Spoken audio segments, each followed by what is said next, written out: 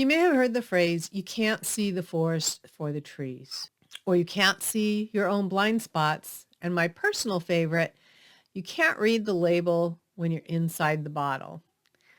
Thank you, Sean Edwards, Ray Edwards' son.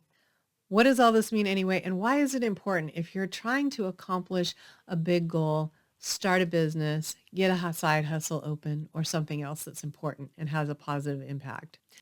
In case you're here for the first time, let me introduce myself. My name is Valerie Pugsley. I help entrepreneurs and side hustlers gain more confidence, focus, and momentum so that they can have a positive impact on those around them.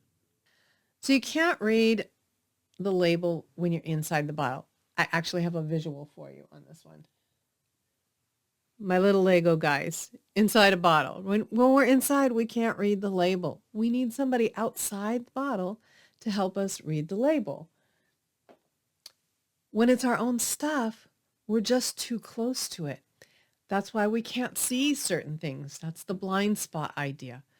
And having somebody who's outside of it or outside of us can help us find the answers. So what is this stuff? Well, a lot of times it's a conflicting belief. Something that we're believing in opposition to the thing that we're trying to accomplish.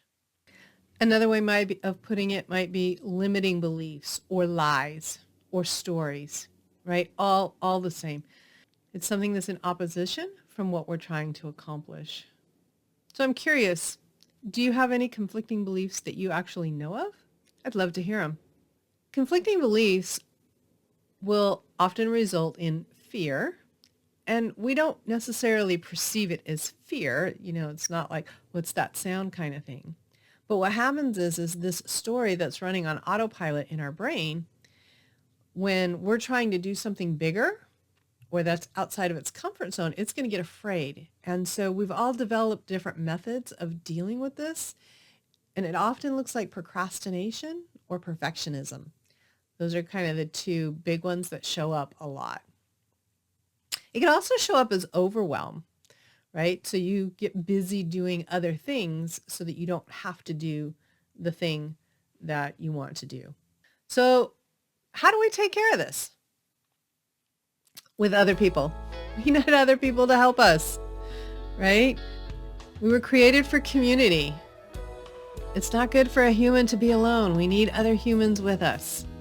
So if you have like-minded, growth-minded friends, they can help. You have to be careful with friends though, because if they're not pursuing something bigger, they're also going to put up those roadblocks and they're going to feed that fear and they're going to tell you things to protect you from moving forward with something that they think is dangerous. So not only are you going to have your own conflicting or limiting belief, you're going to have theirs on top of it. So this is where masterminds can come in handy. If you can find a good mastermind, that can be a good way. A good coach can help you with that. A good accountability partner, although I've had a harder time with those. It's harder to find people who are going to be as accountable as you are at times. And what will happen in these groups, especially with a good mastermind and a good coach, is that they're going to ask you good questions. They're going to point out the limiting beliefs that show up that are obvious. And as they ask the good questions, it can lead to answers.